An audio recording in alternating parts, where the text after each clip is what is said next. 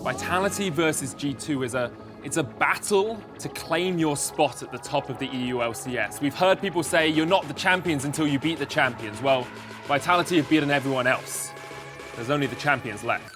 Isn't gonna do too much. We've been there. Wunder, Hjärnan, there. Blue tuck down towards the bottom side. Sjokz now realizing they need to run away. I think G2 will still be kings until someone steals the rank 1 spot. Yeah, there's gonna be a lot of things coming for the title, but there was a lot of things coming for the last couple of years and it hasn't really helped them. I think we are cold-blooded. We showed it against Schalke and we'll show it again against Vitality. Halfway through the split, Vitality, they're at the top of the table. They're the top dogs. And G2, they're picking up speed. Insane game between G2 and Schalke. They're not quite yet there. And Minitroupax is looking to do it all alone. Jiizuké seems to be pretty strong on lane, so maybe if I can survive the laning phase, I'll probably be better than him. PerkZ here. Whoa! Oh my goodness! Snoop Dogg gets nuked! Experience comes with time played and games played, and that's for sure my edge on him. I think he has my same laning phase playstyle. I guess he has more knowledge of the game because he has 2 years experience. Jiizuké's looking for the paddle start, he gets it! I can match him, I think. I think as a team, they are not a bad team, but they're not a very good team either. They are getting away with their mistakes they're making because teams are just not good enough right now. We want to see them reacting. But look at the base! Look at the base! Jiizuké and Cabochard did not. I think the current G2 has a strong top side. Their weak spots are jungle and bot lane. I feel Jankos is actually one of the worst performing junglers this split. It's stunned up. The soldiers are going to take him down. Yeah, I'm gonna destroy him. I mean, come on, like, you can see every week he loses my battle, so I know how he's like so confident. He can do it! Oh, Memento! You beautiful man! He stole it away! Jactroll steals it away once again! Who's the better jungler now? They win the games by scratch. They are the best team right now, for sure. But it's like a little bit, and they are not the best anymore. Okay. So it's really important to get like 3 meals a day. Welcome back to the ELCS studio for our match of the week between G2 and Vitality. It is finally here, and also welcome to Misfits Gaming, Mikyx, and the coach Hussain Moosvi. As we still have some amazing in our ears. He's just stalking us a bit. I'm sure that'll go away soon. Congratulations, guys. Fantastic win.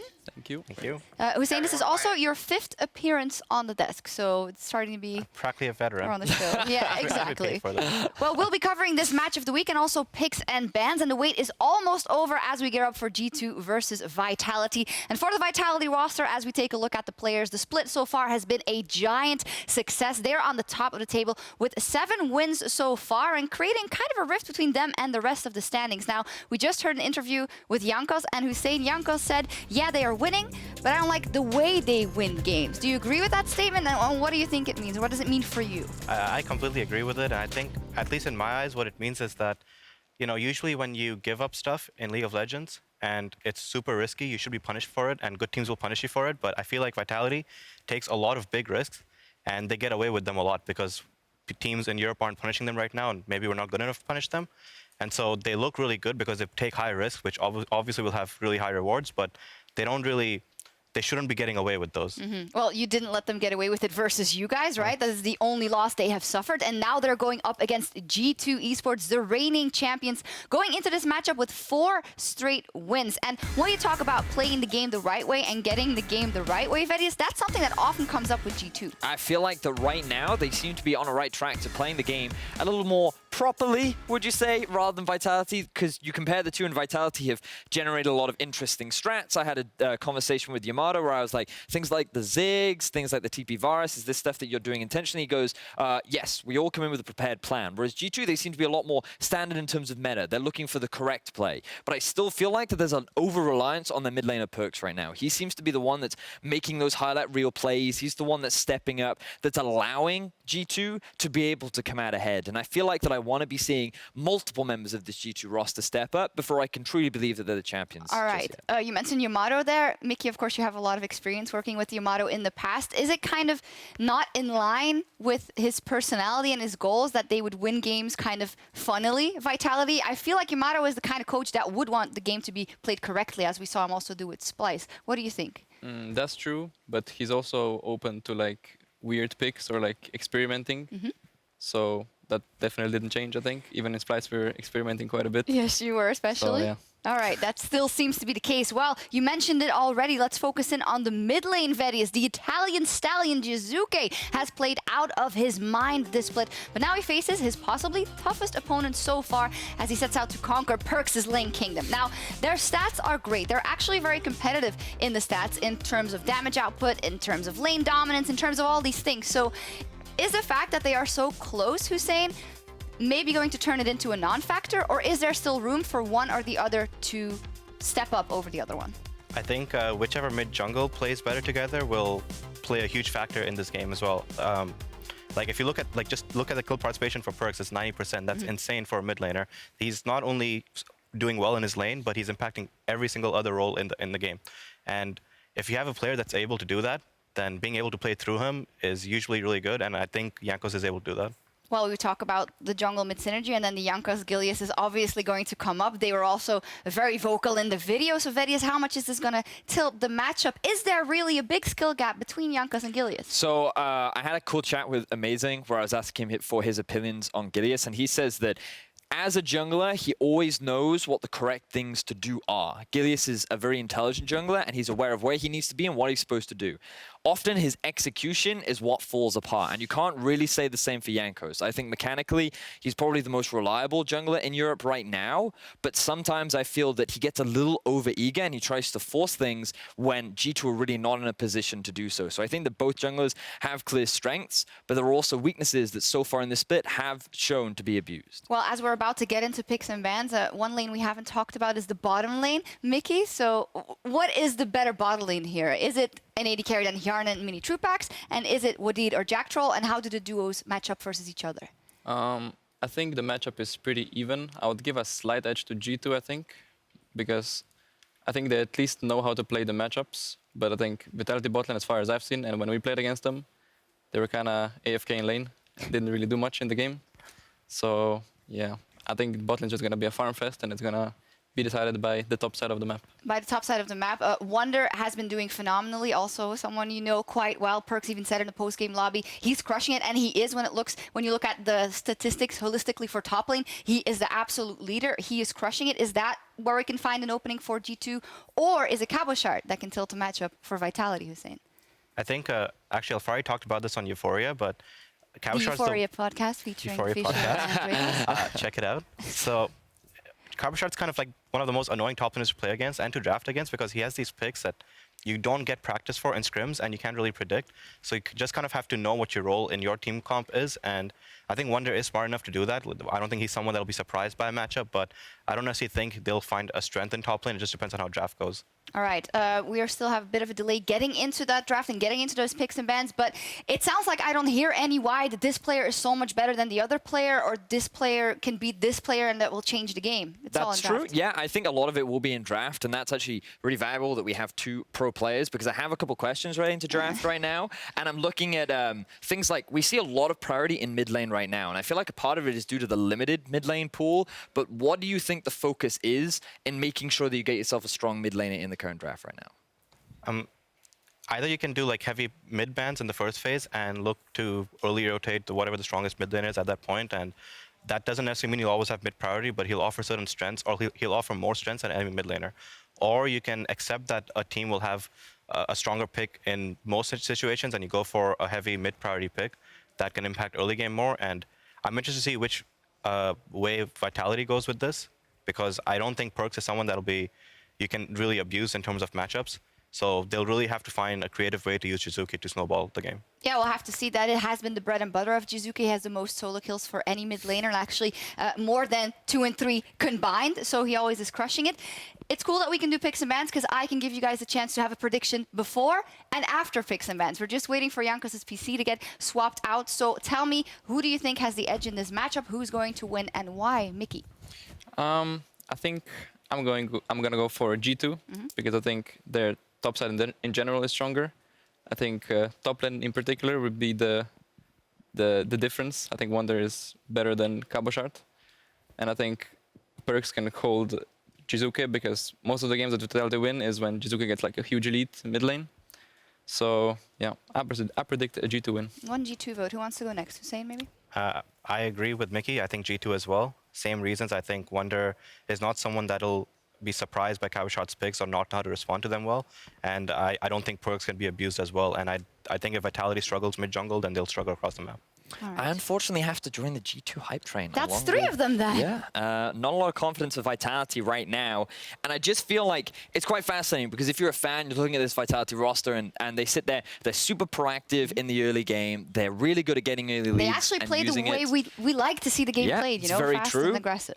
They seem to be defying the meta in terms of interesting picks. They have very unique strats, and many pros and experts say that this is not the correct way to play the game, but it's getting them wins, and it's allowing Vitality to grow as a team in a style that teams are struggling to answer. Now, you could argue that Fnatic from last year were very similar in that they had a strategy that was getting them wins, but ended up getting exposed in places like Rift Rivals. And in the long term, it's not going to be an effective strategy. And maybe Vitality need to recognize that, and maybe other European teams need to find a way to punish it. But I think this will be the first instance of where we see teams successfully punish it in the form of G2. In the form of G2, well, I think that is the whole point. We do need to see the enemies that can punish it. Misfits showed it. Misfits played a clean game and won that, but it's really not up to them to change it and go 360 when they're still winning. I feel like, as you say, they can build it. But the danger is, as a coach possibly, Hussain, if you keep winning in these ways, and then you're still trying to make a solid game plan, but you never get to execute it actually on the risk because all these random things happen, could that put you behind an evolution? I think Vitality reminds me a lot of Fnatic last year in Spring Split, where they have this unique style, and even for Fnatic, by the time they got to playoffs, they were still, I think, the 3rd best team at playoffs for Spring, and people still, even though their style was beatable, people couldn't get good enough to beat it. And with Vitality, it's the same thing. I don't think necessarily that in Spring, come playoffs, they're suddenly going to struggle. I think it's more so, will teams improve by playoffs to actually beat them? And if not, then we're looking at Summer Split. No, we're looking at that, indeed. So Jankos' PC has just been swapped out. He's just double-checking his settings, and then we can get straight into picks and bans. A lot of talk about Vitality because they're the league leaders. They trash talk a lot in interviews, and they're just the hot stuff right now, you know? They play to the imagination, but on the other end is G2 Esports, obviously our reigning champions, and seem to be on a roll, Vedius. 4-0 most recently. So what has recently been working better for them that wasn't in the first weeks? Well, I think one of the biggest things is the mid-jungle synergy that we seem to be seeing a lot more of. We expected coming into the split that we'd be seeing more, or at least I expected more of an aggressive G2 compared to what we saw with Sven and Mithy, because you have this hyper-proactive early-game jungler in Jankos. He's known as the first Blood King for a reason. When he played for Sjokz, they were extremely objective-focused, and they would be one of the leading teams in securing early objectives, but that wasn't the case, and I felt like it was just Jankos finding his place on the team and his responsibility. And over the last few weeks,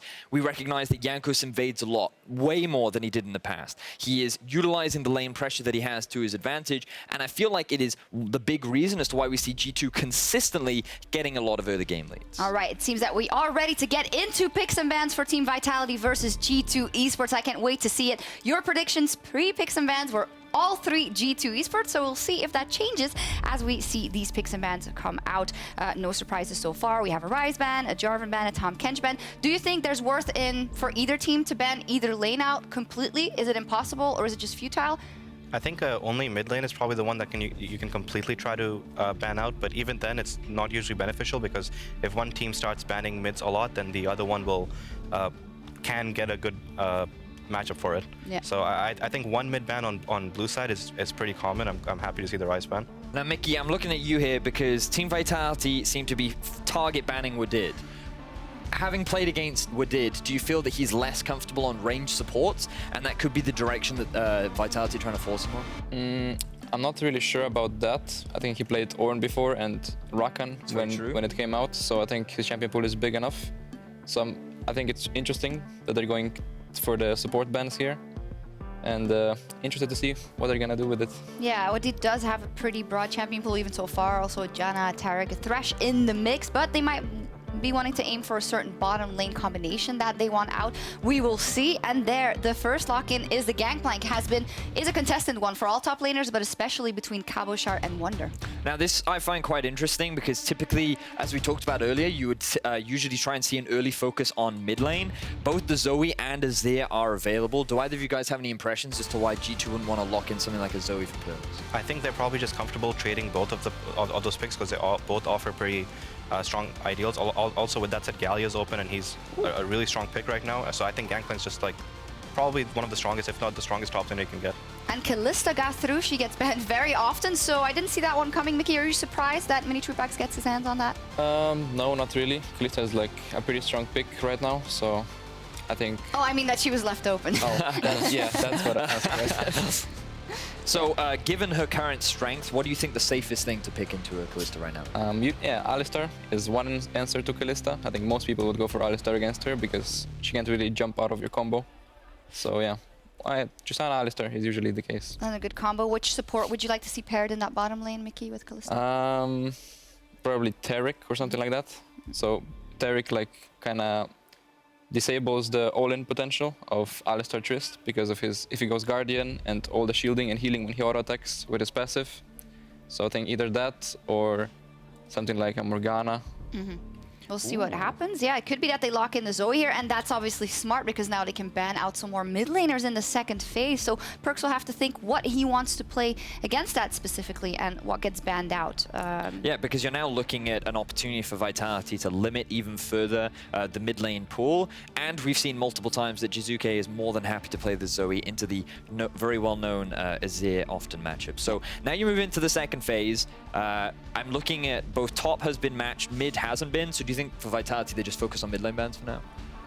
I think they have to go for mid lane bans, and I'm curious to see what PerkZ pulls out against Zoe because it's unusual to see mid go this late unless unless you've got a certain strategy prepared for it. With that said, G2 also has, it seems like they might end up with 2 lanes that don't have priority on either side lane, and so not only will they have to find a mid pick that can help with that in early game, but they'll also have to try to get some priority to help their jungler out. Yeah, I presume Azir is still open. That could still be picked. I would expect Team Vitality to ban it out. No, they ban out the LeBlanc instead, so they're not particularly scared, it seems, of the Azir. And it looks like Team Vitality just wants a jungle counter pick, man. They just want Gilius to do great versus Jankos. They could very well be stalling out for something like a Jax pick for the side of Vitality, but when you have a Kalista, I noticed that Vitality have Engage. Do you think that right now Engage is something that they're trying to lock in, or that, what do you think Vitality is missing from their comp?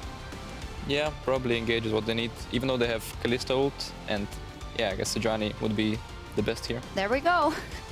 I think G2 might go for PerkZ in here. I think he's the only mid laner that's pretty decent into Zoe. I mean, he could take a bit of a gamble and go for something like a Fizz, but extremely high risk. I mean, if he wants to make a statement in this big matchup, then he definitely could. But it's not PerkZ's style to go for that. I suspect G2 will go for, if they go for Cassidy, they'll probably need a jungler that has fast clear, because otherwise it could be hard for G2 to get through early game, given Vitality has a fast jungler and lanes of priority. Yeah, because right now they're drafting themselves in a way that we've seen multiple times that Zach doesn't trade very well early on if he gets invaded upon, so you need strong laners to help support him. You talked very early on about the Galio, and we completely forgot about the mid lane matchup. Yeah, you guys love running it as well, so... Yeah. But I wasn't really expecting PerkZ to play it, because I wasn't really in his champion pool for a while, I think. So what's then the point of the Galio in this comp? He's gonna try to follow up on Zach or Alistar Engage, and I think he should get priority against Zoe. He also can help protect Gangplank against any early dives, and if Gangplank is a no threat of an early dive, then he just scales for free, basically. All right, we got the Morgana lock-in on the other side. So I ask you guys for predictions. It was 3 times G2 Esports before. Mikyx, what do you think about this Morgana pick, and will it make you change your vote from G2 to Vitality? Yeah, I think Morgana is the only support that's left, basically, to kind of counter what G2 has. Like Zach, it's pretty good against Zach, Galio, and Alistar.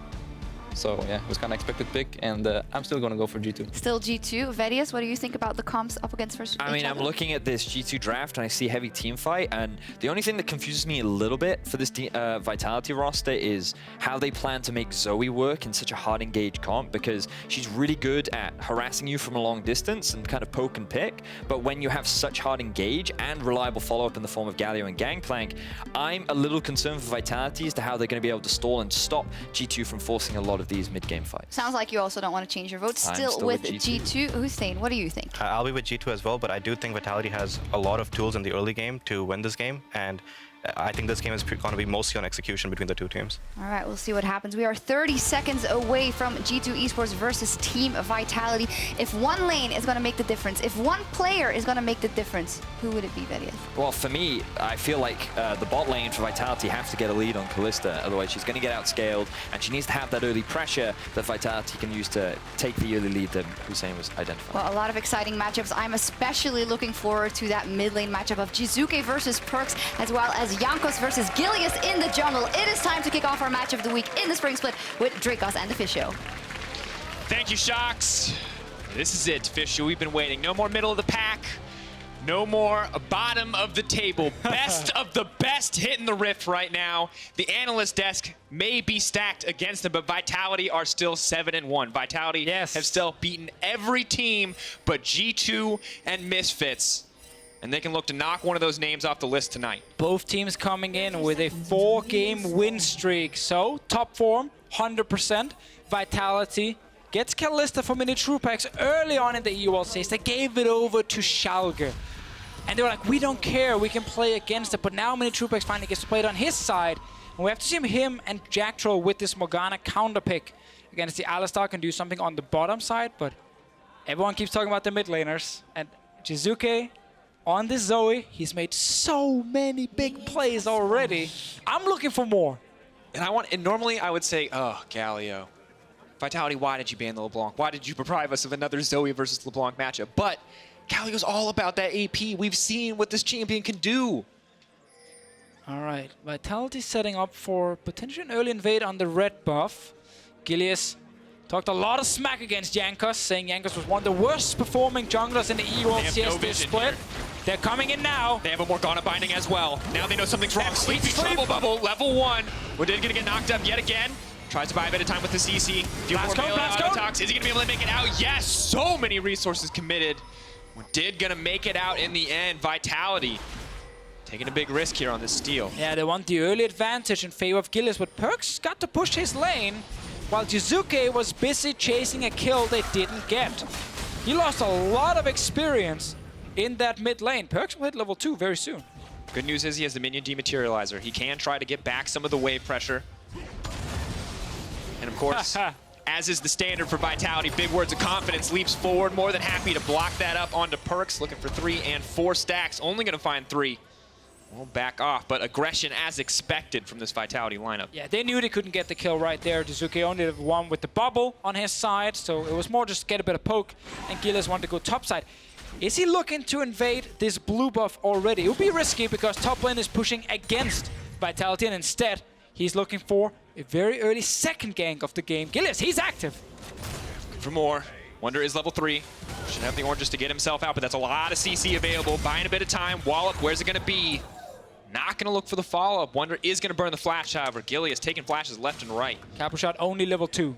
Could not do anything else right there. Gilius, super active. Start, invade, red buff. Take that away from Jankos. Then gank mid, gank top. Just managed to get 1 flash. Meanwhile, doing that level 1, of course, Wadid's flash was used as well, while it was only exhaust on the side of Jactroll. And now there's a pause, Deficio. Dramatic pause. A dramatic one. And why is it dramatic, Deficio? Because early game is important. Also because there's an actual pause. But it's time to talk a little bit about the compositions, because we have a bit of time now. And we'll keep you guys updated as to what the issue is and as to the steps that are being taken to resolve it. But Morgana Kalista, Deficio, this is a lane I want to talk about, because this is a lane we do not see very often. It's been a long time since Morgana has been meta. This is not exactly a pick I expected to come through in the draft phase. Well, we did have a lot of support bans. Obviously, Braum, Tom Kentra banned in the first phase by Vitality. Then Thresh Taric was banned in the second phase by G2.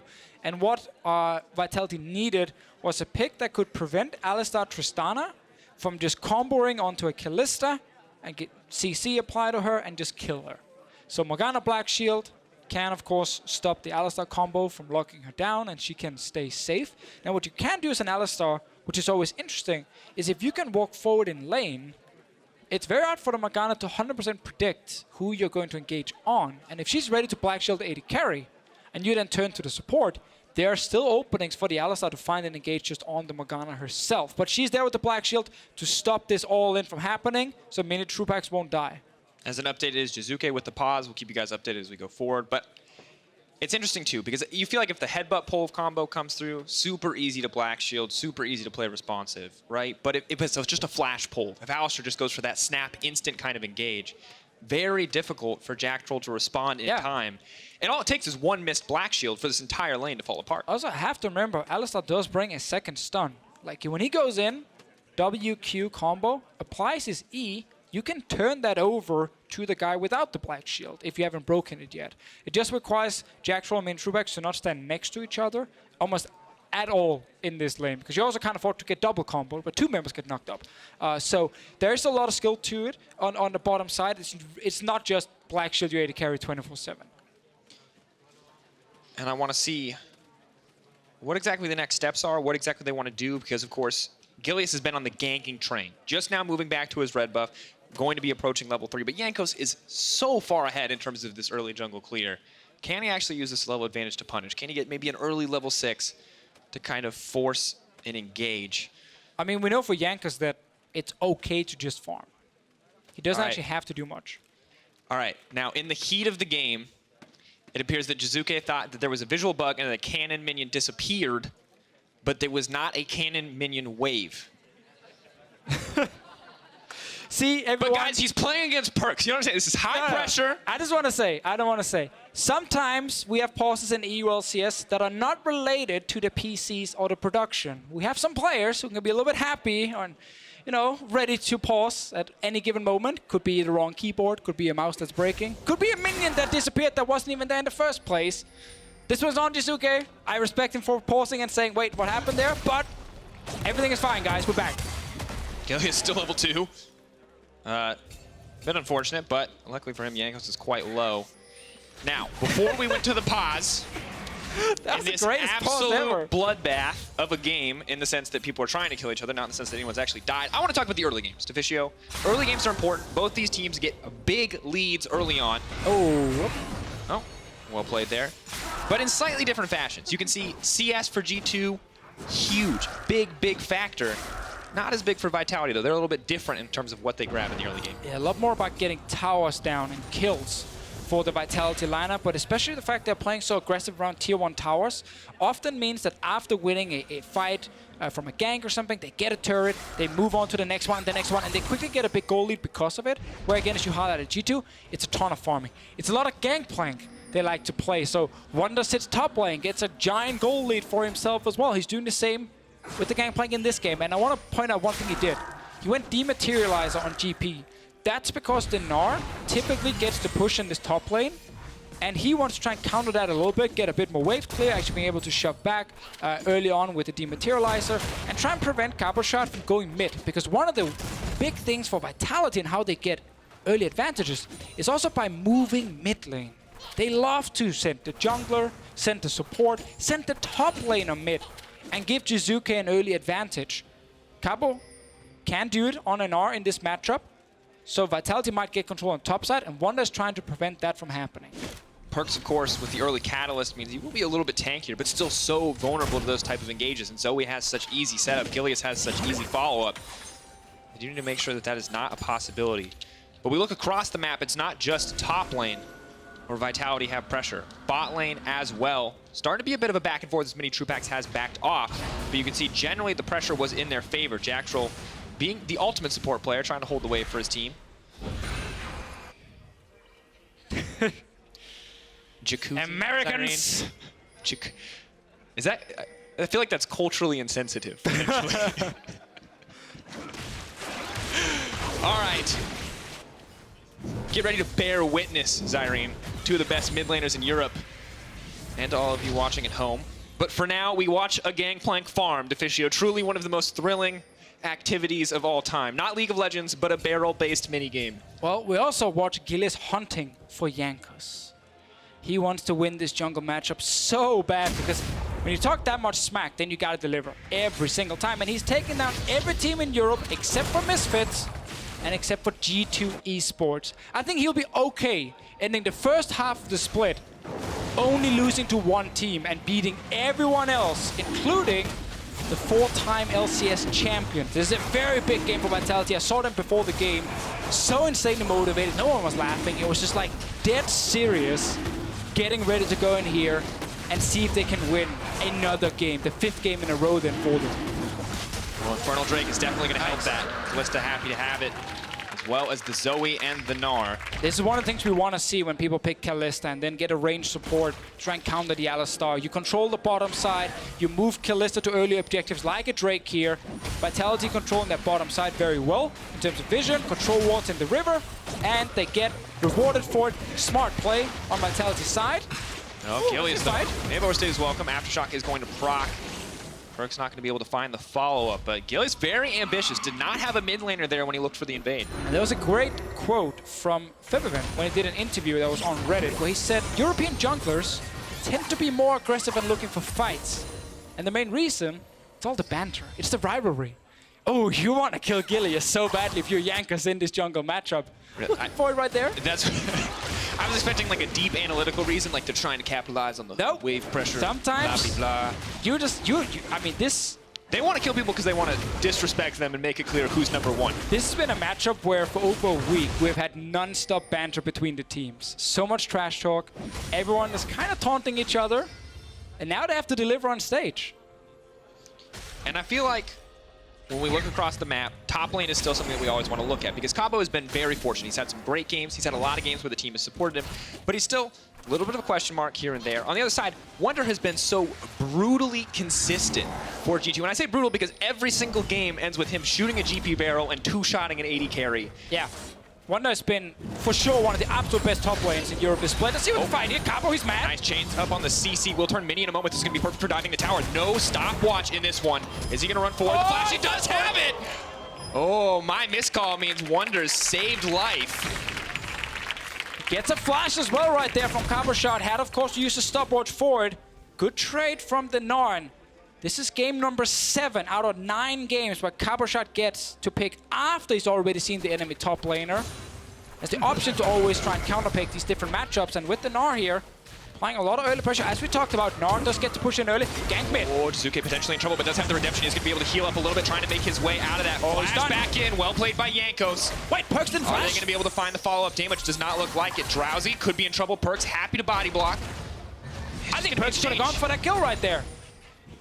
But Jiizuké, after actually using flash, got stunned, had TP, so couldn't have gotten out easily. Oh, threatened it right through the minions. Not going to find any follow-up, though. Bot lane just pushing forward, just playing aggressive here. Wadid just now going to be able to get level 6. Now they're going to have to play with a bit more respect on the side of Vitality. But action everywhere, Deficio. Every single lane ready to look for these outplays. So far it's even. Right now it's on Vitality to look for the early advantage. Now winning top side, Kalista Morgana winning bot side. They have to, of course, respect that PerkZ can join in a side lane in case they're going all in, but Jactroll looking for another one, missed this one. Took a bit of damage in return. Still waiting for the junglers to find the first kill of the game. Gilius is down a level. Jiizuké keeps the control wards in his river here, so bottom side has been in Vitality's favor all game long. It's hard for G2 to contest it, because if they walk into the river, there's a high chance Minitroupax and Jactroll can leave bot lane first and join this fight and forcing G2 out. And that's why they have to be very, very scared on the bottom side. But at least then PerkZ can switch to top, because it's very rare a team gets control of both sides. He's actually setting up for a potential ult. You can see him standing still, checking the ult range, ready to go in. I think that they're pinging, the thing you see on the minimap is they're pinging the lane swap. They're saying there is a chance they're coming top. Careful, don't go all in, Wunder.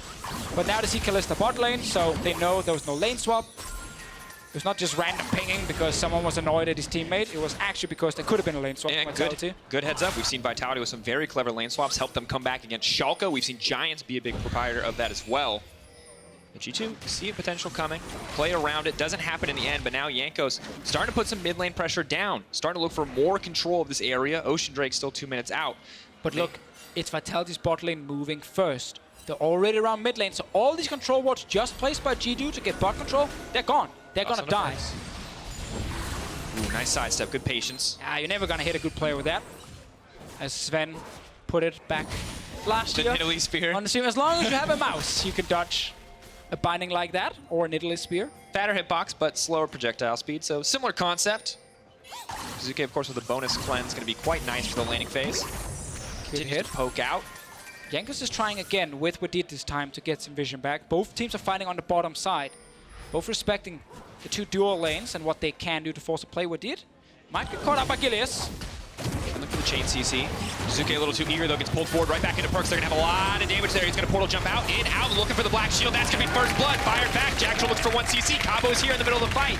Vitality opt to pull back in the end. Good pickup for G2. Jiizuké lost that flash earlier when we had the gank from Jankos, and he knew that. Instantly went on to the Zoe. Didn't try and go for Gilius when he jumped in, and Vitality opted into a fight right there. They couldn't actually win, and they just gave up first blood, and it went over to the Galio. Definitely not what you want. Giving PerkZ a kill in this laning phase, getting him closer to that defensive itemization. Look at this play again. There are 3 members of G2 around, and Gilius, the moment he goes in, he's most likely calling Jiizuké. Let's try and get a bit of damage on this guy, but that actually ends up baiting Jiizuké.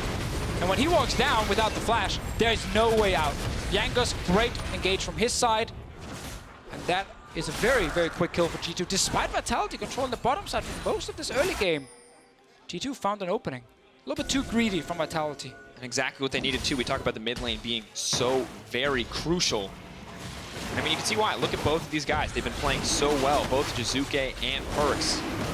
And you can see that beautiful man on your screen. These are his top MVPs. Not the picture I requested, I will say. Get that graphic down. You look so sad.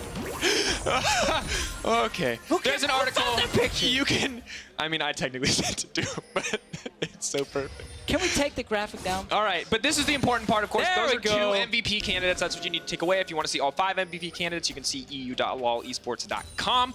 But you look at the mid laners, 90% kill participation 15, 87.5. These guys are in the middle of everything on their respective teams. That's why they're number 1 and 2 of my current MVP candidates. If I had to decide right now, after we've seen 4 weeks and now the first day of week 5 as well. These 2 guys mean so much for the teams and how they want to play. A lot of it is around the mid lane. PerkZ, of course, the captain, the man who built this G2 lineup after 4 members left coming into this split. And with this 4-game win streak they're on, despite a rough start, they were down 1 and 3. They're moving closer and closer to that number 1 spot. That's where currently we have Vitality, and they're looking to keep that spot for as long as possible. Definitely. 7-1. Kind of underestimated the start. Start strong, lose a game to Misfits. Not sure if they're going to keep it up, but they just keep finding wins. Even in unlikely scenarios, even in big deficits, they always find a creative way to get ahead. But on the side of G2, man, we've seen steady improvement across the weeks, and I honestly do not know who has the edge here. And that's kind of the fun thing about these 2 teams. G2 are still the more controlled style. Vitality, they are very aggressive. We saw that play before that actually resulted in Jiizuké dying. They thought they'd get a bit of damage on Wadid without having flash in your mid laner, and that was a little bit too aggressive, but that's kind of what happens when you're always playing on the edge. Cabochard again. Knock forward, looking for the chain CC, will lock him up again. Is going to get the reset on the boulder toss. Not going to connect the second time. Would have been a pretty easy dive if he could. Wunder, of course, with ultimate, though, may have been able to make it a 1-for-1. And we really just, now we talked about aggressive play style. Like, we got to give so much respect to Vitality for entering EU LCS with 3 rookies. Gilius coming back to prove all the haters wrong. And then they go in and play like this the first few weeks, never afraid of forcing a fight. Oh, Jiizuké actually does get caught right there, but he's fine, he's fine. Jankos goes to sleep right when he needs this auto attack to connect. Another sleepy trouble bubble. Maybe for a little bit more. PerkZ there to body block. Does not quite work out. Now reduced healing means Jankos will struggle for the next few moments to clear the jungle. Is going to have to back off. Pressure advantage once again to Vitality, but Deficio, this game is so close. There's no explosive leads. 2 dragons for Vitality, 1 kill for G2. And PerkZ unable to kind of move from his mid lane and make a play. Top lane is getting pushed in, bot lane is getting pushed in. He's kind of waiting for Vitality to go for an aggressive tower dive, and then he ults in defensively, and he's the hero that saves the day. But Vitality are not doing that. They're just letting Cabochard push in Wunder and try and get a bit of damage on top tower. And bot lane, they've been happy just waiting for Drakes to spawn and then grab them. So right now, Vitality are not letting PerkZ use his ulti on the side lanes defensively, and instead are farming and just kind of trying to get the few objectives they can, mainly the Drakes. They do need a bit more damage on these turrets if they want to actually break open the game. Instead of G2, they're happy farming with his GP. Like, he's down in CS, but he's up 500 gold. And Wunder's just such a rock on the top side of the map. And we wanted to know how this guy would perform. We've heard it from just about everybody. He is so insanely consistent. You can rely on this guy. He plays the GP. He is going to scale up. He is going to be clutch in those late game team fights. Yeah, and I bumped into him before the game after I said Alfari was the best GP in Europe. And he was very disappointed because he believes he's the best GP in Europe. So I'm just going to say they are the 2 best Gangplanks. Ah, I see. I love all Avoiding my top confrontation. laners. Your top laners. They're all mine. And they're equally good at playing GP. It's not the ULCS, it's the Deficio show. Wait, my picture was on that graphic before. I guess that's how we're deciding it now. Yes. So, is your picture ever on the graphics? Not always, no. I don't believe Sometimes my name is. Yeah, it has to be a picture. I make up the rules. I'm just asking graphics team if it's possible if you get a picture of my face on a lower third to balance this out. But in the meantime, match of the week, a lot of pressure on both sides. We talked about Wunder stepping up. I think Jankos has been improving as well. We did see last week, though, that the one kind of weakness on the side of G2 was Hjärnan and Wadid. They struggled a lot in the mid to late game in the matchup versus Sjokz. But so far, things do look a little bit better. They are suffering in a losing lane matchup, but they're not losing any greater advantages. But Vitality will soon get down this turret, and Jactroll and Minitroupax will play very good. All in! Oh, now trying to look for the opportunity. The immediate flash out, no hesitation. Jactroll getting pulled back. So many ultimates expended on both sides. The flash and the heal from Minitroupax, but no blood shed. G2 waited and waited and waited before they could make that play. So there were Kalista ulti, there was Black Shields available. Nobody ends up dying, but 2 summoners used on the side of Jactroll. Same for Wadid on his side. Jankos is around mid lane. Jiizuké will find him. Sleepy Trouble Bubble does go in. Can't be disabled during the ult, so he will be able to make his way right back out. Spell Thief about to fall off, so Jiizuké just uses it for a little bit of extra damage. And BMs. Oh, we have to highlight. On patch 8.3, Zoe received a massive nerf. At this point in the game where she has rank 5 Q, it is reduced by 0.25 seconds in cooldown. Truly unplayable. Truly giving a greater window to dodge her poke. I mean, thank God they tuned her down, right? She was unstoppable. They brought her down a few notches. Not a problem anymore. PerkZ knew it. That's why I wasn't worried about it. He picked the Galio. Things are going fine. Still a great pick, and that's why we get to see her and why Jiizuké can still try and carry this game. Meanwhile, Gilius and the rest of Vitality, they have top lane they're winning, their bot lane they're winning. The bot lane turret is down to about 45% HP. That is a go-to objective, and now Gilius is here. Oh, Hjärnan stepped very far forward, but he has to be ready to block with his body. He is in position to do so. Jankos on the way. GP ulti on cooldown, PerkZ's Galio ulti also on cooldown. So PerkZ would have to TP down if a fight happened. Soon these ultis are ready from GP and from Galio. So once again, guys, Vitality are playing it slow because there's so many globals they have to worry about. They can't just tower dive left and right against the Galio and the GP. So they just have to keep farming Drakes. They have the Kalista there to secure this. This could be their 3rd dragon. Will mount the Elder Dragon. Another good engage. Nice sidestep. PerkZ, of course, does have the ultimate available now, with Black Shield going to block the majority of the CC a little bit more. Will connect. Hjärnan leaps in. PerkZ there for the cleanup. That's going to be 2. G2 with the explosive fight. Great engage from Jankos on this Zac here. He did the same thing last week against Schalke. Keeps finding the backline. Good timing with PerkZ's ulti. And now the strategy from Vitality involving play safe on bottom side, secure Drakes. That just got punished by G2 Esports and Vitality. They don't have a lane at the moment. They want to play around aggressively at least. They can still try and look for top lane. But this bot lane tower against the Tristana, it's gone. And we go from Vitality and Control, taking small advantages, taking Drakes over and over again to G2 now getting not only a dragon back in their favor, but a 1K gold lead about to grow to 2 on the back of that tower first blood. We talked about this for the composition. Early advantages for Vitality, using the Kalista to the strength, but now Tristana is starting to get the ball rolling. And playing against double TP, GP ult, Galio ult, it just makes it so hard to abuse your winning lane. Disengage from Jankos, it's perfect. There's no flash from the Kalista. It was used before when we had the all-in from Wadid, and now that's an easy kill. Onto the 2 members of the bottom lane from Vitality, and Drake goes over to G2 Esports. Big swing in their favor. And once again, they're happy just scaling. They don't have to get ahead early game. They have a Tristana. They have a Gangplank. You've got these 2 hyper-scaling, crit-based champions. Exactly what they want. So now it is Vitality on the back foot.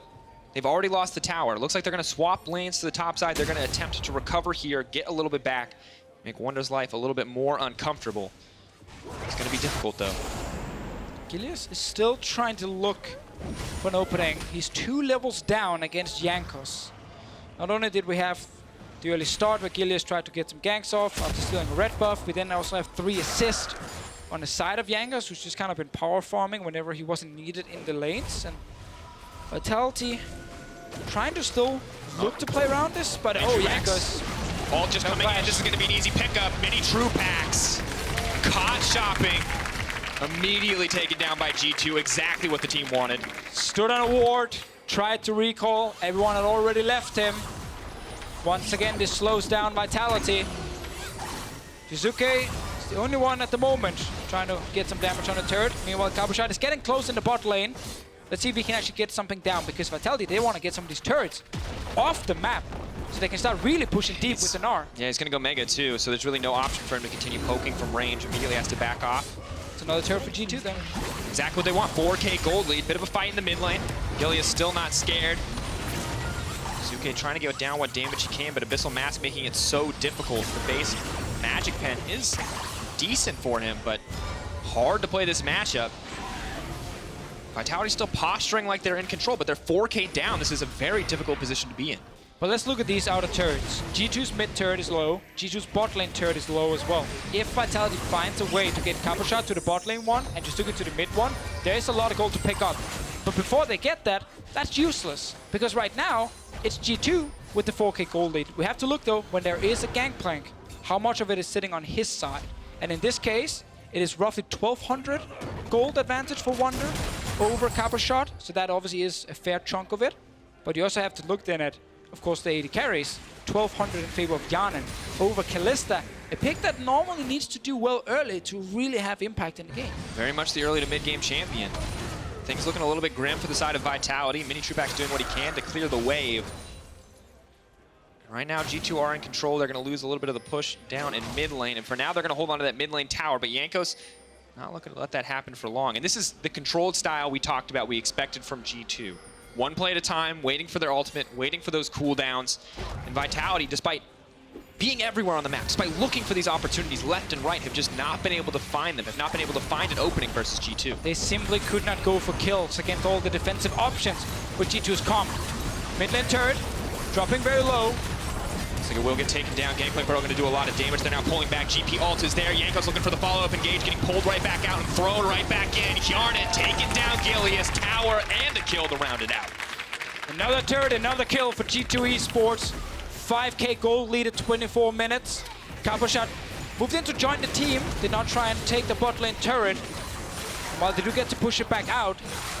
Let's see if they can get anything for this, because G2 will just go back, get their wards, return to the map, and start playing around the Baron. Oh, and Deficio, the Gangplank just keeps getting scarier. The Tristana just keeps getting scarier. Kalista's hit that 2-item threshold. This is when she's strongest relative to other champions. But she's hitting it at the same time. Hjärnan's hitting his 2. He's well on the way to 3. He's finished 3 items. Still, bot lane, where we have the 2 top laners, Cabochard on the Gnar against the Gangplank from Wunder. It is even in terms of items, but Vitality's top laner, with the range advantage, needs to get down this turret. He has to respect the potential Galio ulti, but now he does have a bit of time. If he knows where PerkZ is, he can go for the turret. Then the mini-wave dies because it's Gangplank.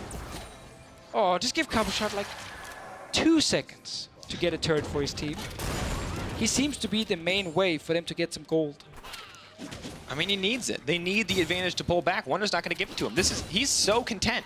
He sits here, pushes out the wave, fights back. When the team needs him, he ults, he roams up. He's exactly where he needs to be. It's not the flashiest style of top lane play, Deficio, but it is so effective.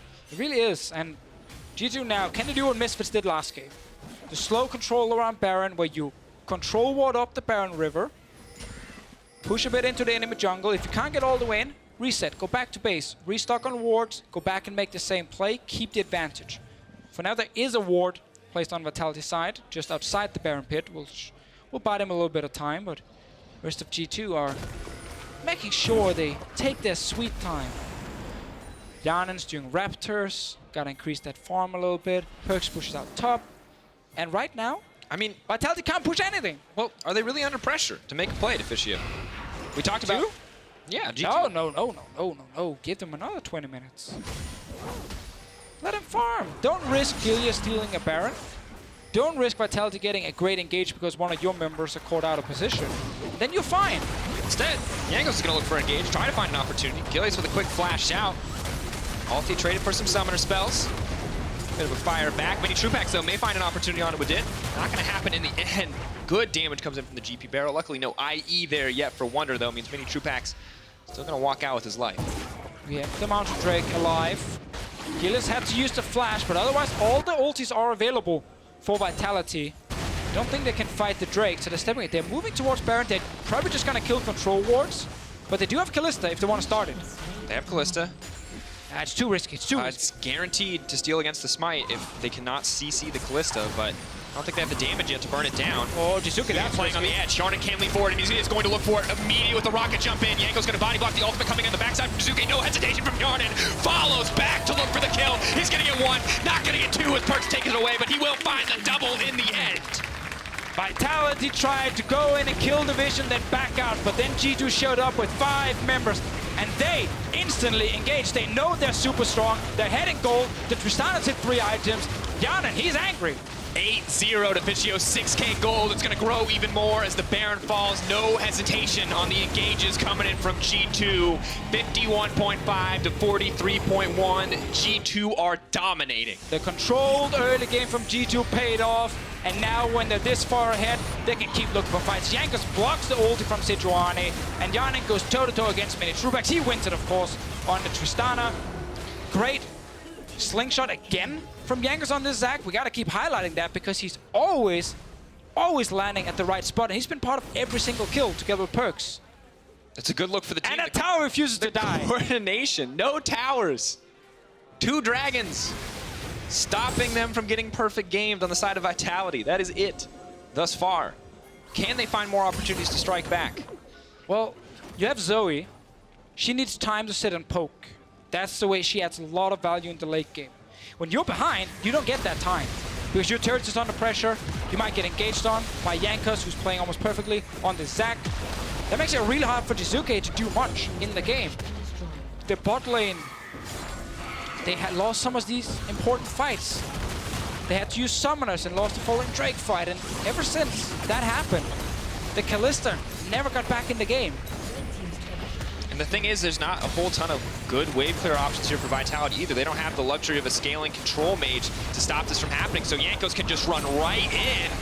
And use of the Black Shield, unstoppable, right back out, just trying to zone him off the tower. Cabo looking for the ball, but he's going to connect on 2. Can they start to turn it around? Minitroupax has been zoned out by the GP ult and Wunder. No fear running forward, but is it going to cost him his life back? That's the double coming in from PerkZ. G2 are running in. They're looking for blood. They do so much damage, and they do not hesitate to take what is theirs. And Jankos, he knows, by jumping in, using his ult, the team will have enough time to kill that turret. 29 minutes in, they take the first inhib, using that first Baron buff to gain an even bigger advantage for the team. Only the tier 2 turret in top lane is standing outside of the base for Vitality. They're pushed all the way back near the inhibs, and they can't win fights. They're simply too weak. There's not enough damage on their side. And it's just not comfortable. Minitroupax doesn't have the time to sit out there and consistently deal damage. Jiizuké cannot get through this beefy front line to hit the squishy back. Wunder not going to connect on the barrels. That is going to be a brief respite for the team, but G2 no hesitation. Jankos leaps in, rinse and repeat for them. Just going to break yet another in-him tower. Trying to find a kill back onto Jankos. Minitroupax so far uncontested. Maybe they can't get a little bit back here, but Gilius takes so much back. PerkZ now dominating.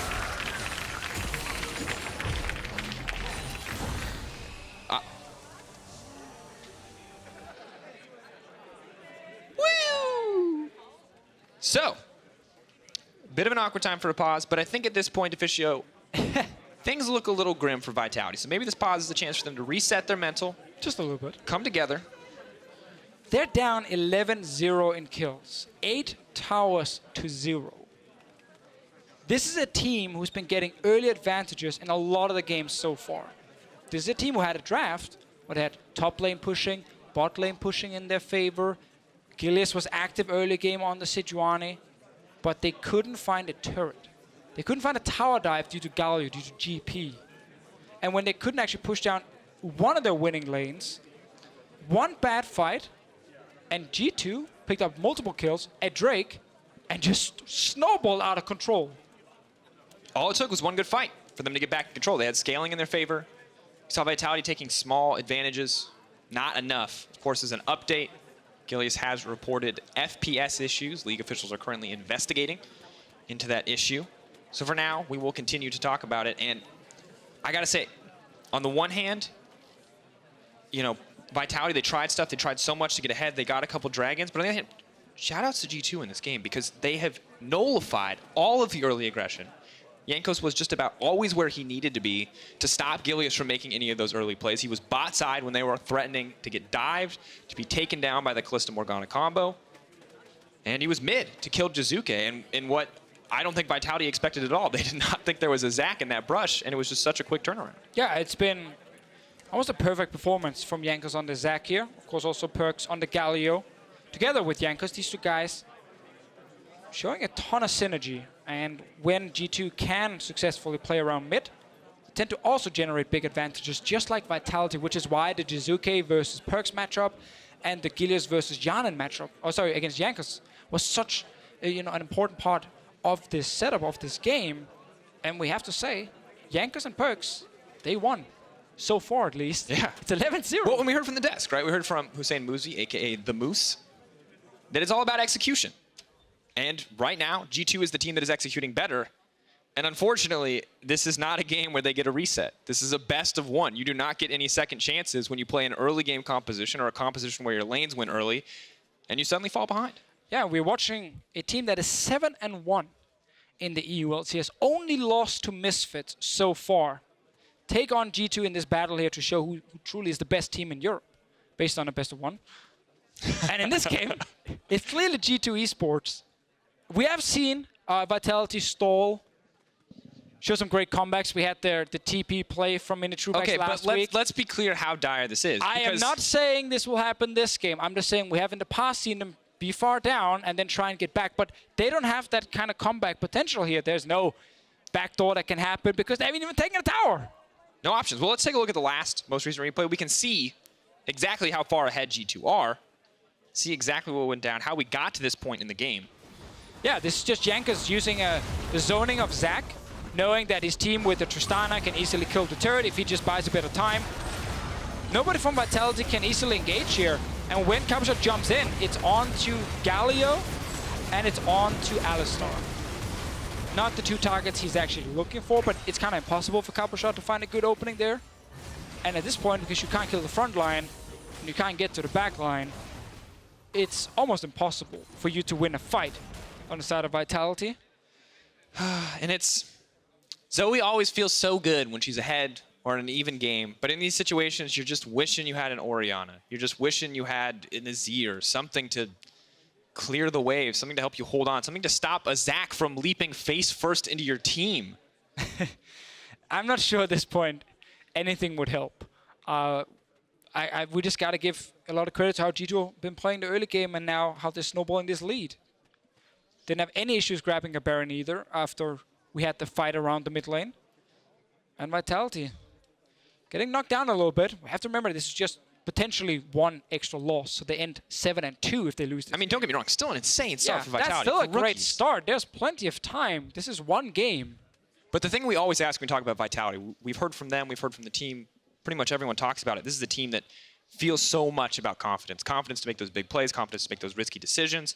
And does that start to falter when you lose to both G2, when you lose to Misfits as well, when you can't execute those early games that used to be so effective for you in every single game you played? It all depends on what happens in the next game they play. Because if they just bounce back tomorrow, win another game, great week of scrims, the confidence is right back. Yes, it sucks for them. They might lose this one game, but they're already looking at playoffs now. That's, of course, the next big goal for these guys, so they can't get knocked down by this one game, and I don't think they will.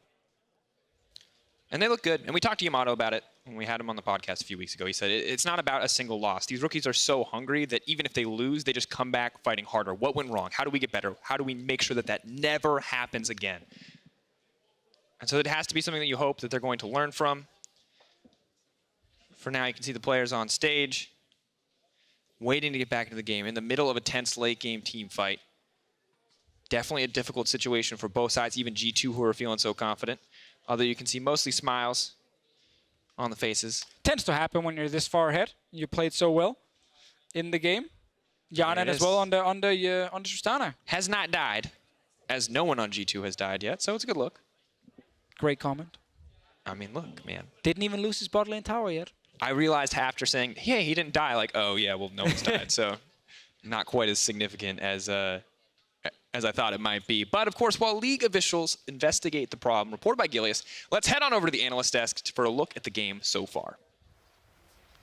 Thank you very much, guys. I know it is incredibly, well, anticlimactic to go into a break before the game was actually, it looked like, about to end. Unfortunately, we ran into some issues. League officials have confirmed the issue that Gilius reported in a team fight and are in the process of chrono breaking the game to a dead ball state before the team fight. So the big question is this one team fight or any big team fight possible to turn the game around for them? Or? No, I think they should chrono break a bit further back. Like way back. Like let's wind back all the way to the Obviously, we're not draft. implying that Gilius would do this on purpose. Obviously, it's very unfortunate that they have to replay the Of course.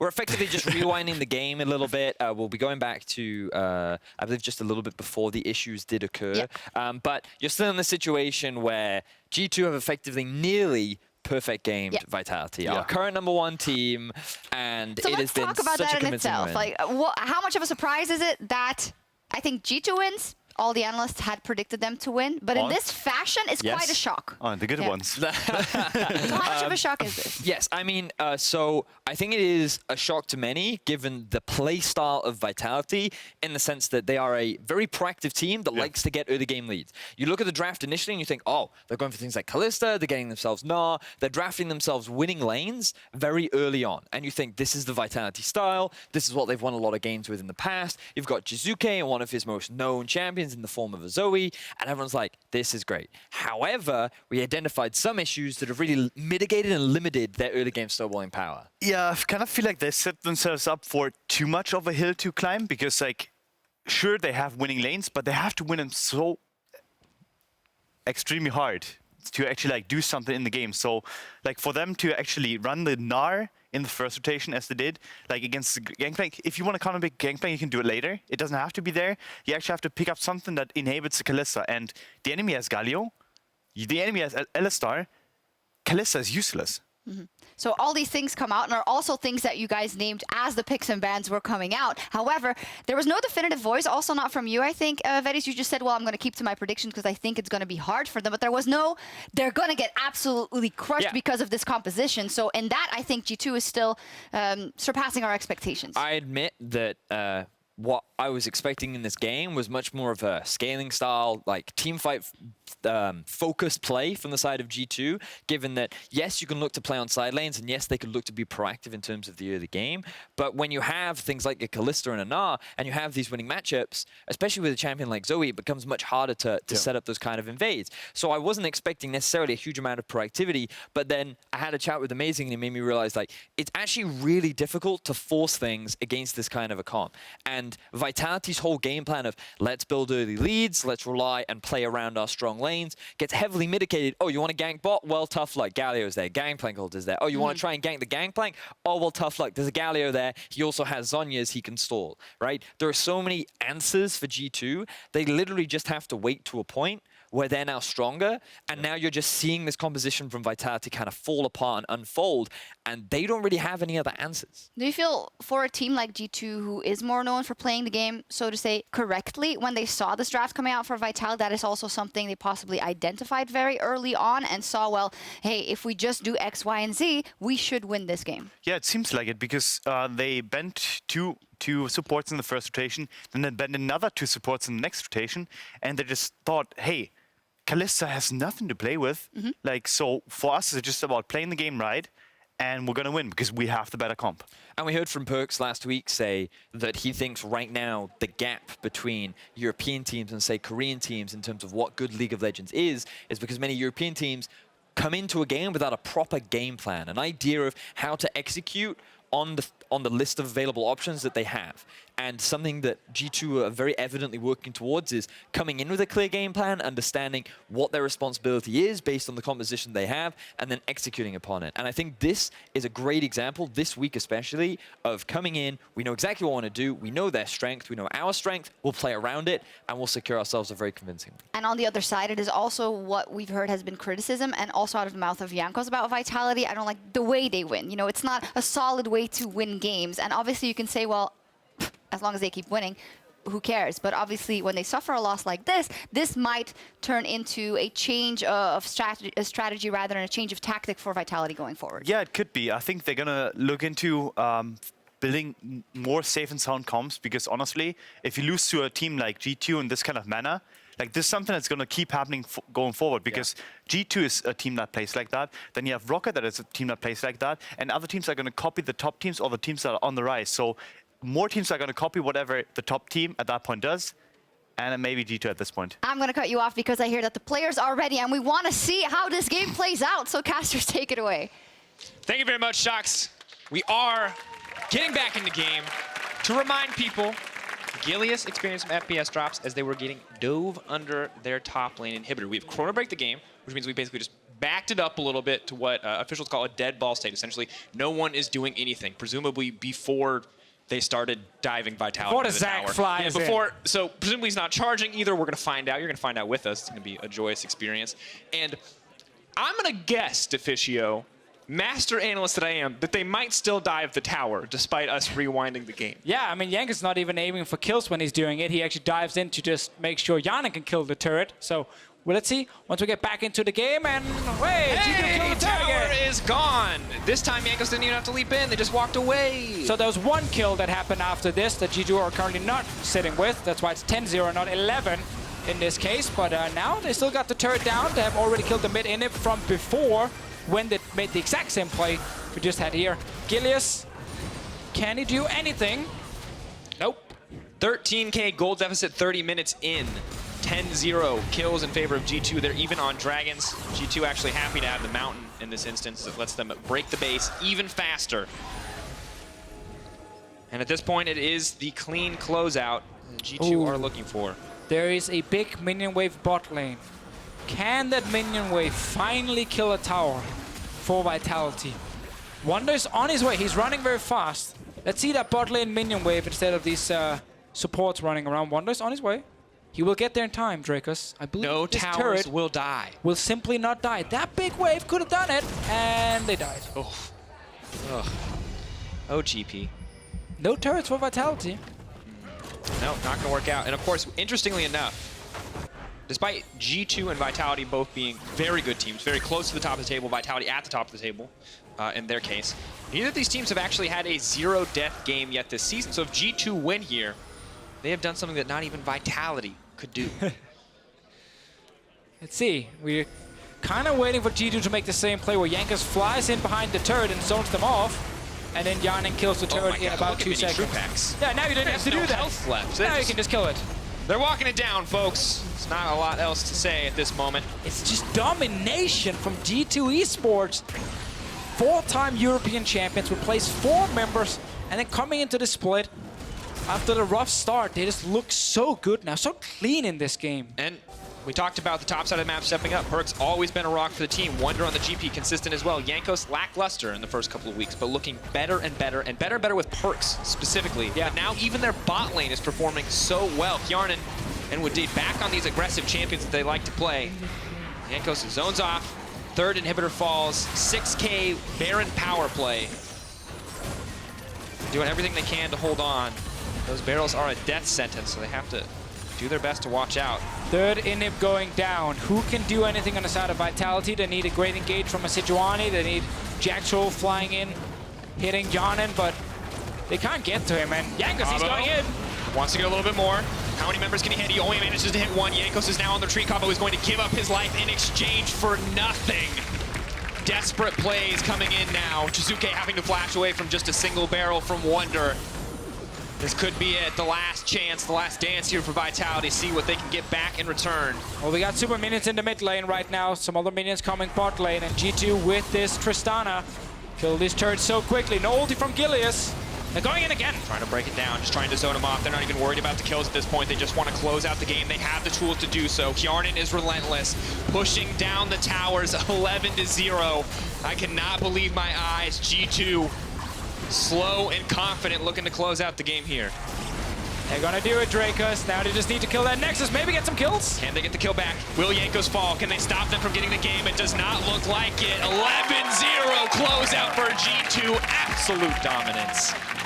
Yeah, what a stomp. After a week of trash talk and banter, G2 Esports show up, win the 5th game in a row, and it's by destroying Vitality. I like the draft. I love the way they played. You couldn't have asked for more if you look at G2 in this game. Absolutely not. Well on their way to being back at the top of Europe, taking down Vitality here. The other contender they have to keep their eyes out for is Fnatic. Other teams rising as well, but Vitality not quite as easy as it once was for them to keep the top spot in Europe. A big game from Jankos. Called, and I quote, one of the worst performing junglers in the EU LCS by Gilius. Then played one of the best Zac games we have seen in Europe in a very, very long time. The best Zac game of this season, hands down. For sure. What a monster performance. He earned those high fives, let there be no doubt. And all across the board, G2 looking good. And you can see how terrifying this team is when they play as a team. Not when individuals are making mistakes, when they're all on the same page, how brutally effective they are. Oh, he's so happy. And he deserves it. I did see the Vitality members during the pause. They were smiles and laughing. They did not look like a team that was by any means completely tilted or anything. I think they're going to be fine. They're going to learn from this. They're going to bounce back tomorrow and show why they're sitting still as the #1 team in Europe in the standings. But this game, man, yeah, they got destroyed. There's no jumping around it. That's exactly what happened. And now you have to wonder if teams are going to start thinking about giving Wunder a Gangplank. Yeah, Gangplank for Wunder, Zac for Jankos. 2 picks you definitely have to look at and say, not really sure I want to give that to G2. Yeah, and it wasn't just the strength of the pick for Jankos. It was also just positioning around the map. He was always there, engaged, and of course, Elastic Slingshot. It's a big part of those consistent engages, but overall, it was really just a good look. It was a very, very good look from all the G2 members.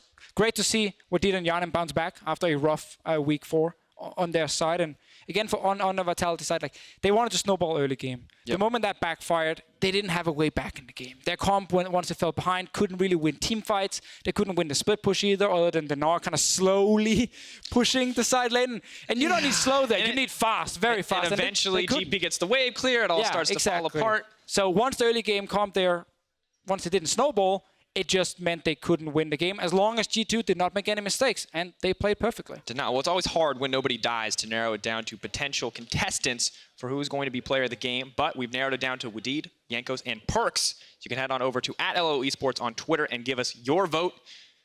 I feel like Wunder deserves some praise too. It's hard. Wadid also with the Alistar engages, PerkZ with the follow-up. I'm personally going Jankos. I think it's absolutely Jankos. I saw the engages. It's all I wanted to see from a Zac, and he delivered. Yeah, exactly. And I can see now, we're getting ready. And now it is indeed time. Let's send it over to Medic and hear from G2's mid laner.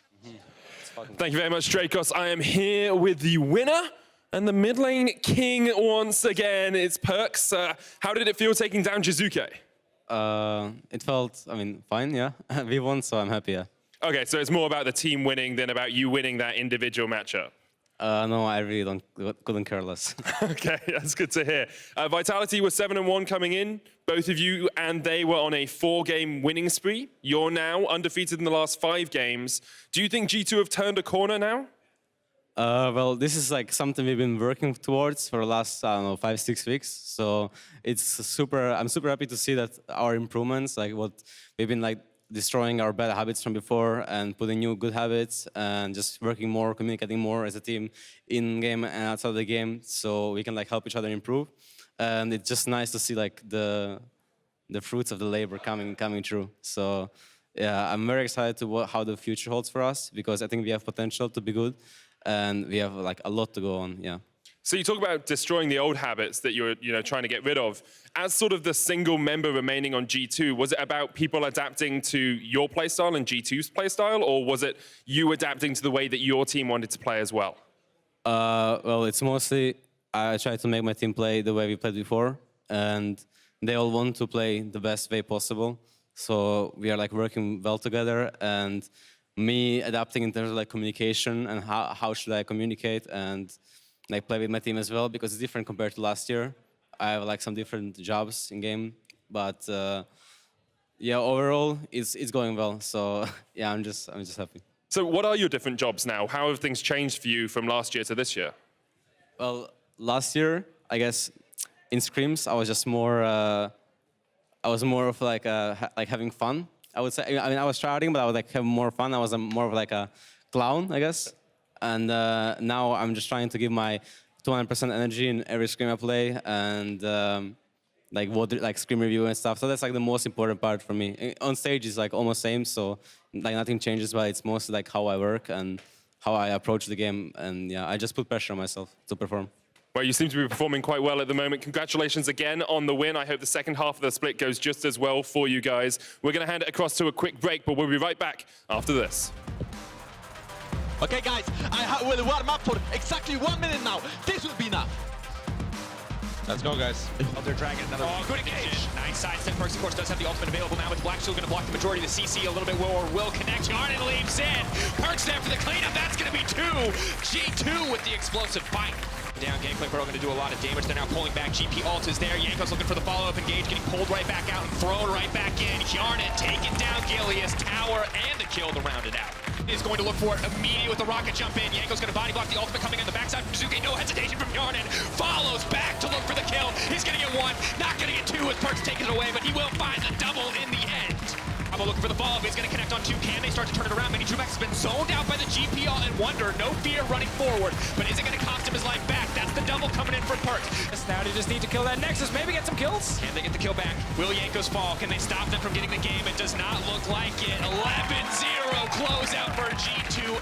Absolute dominance.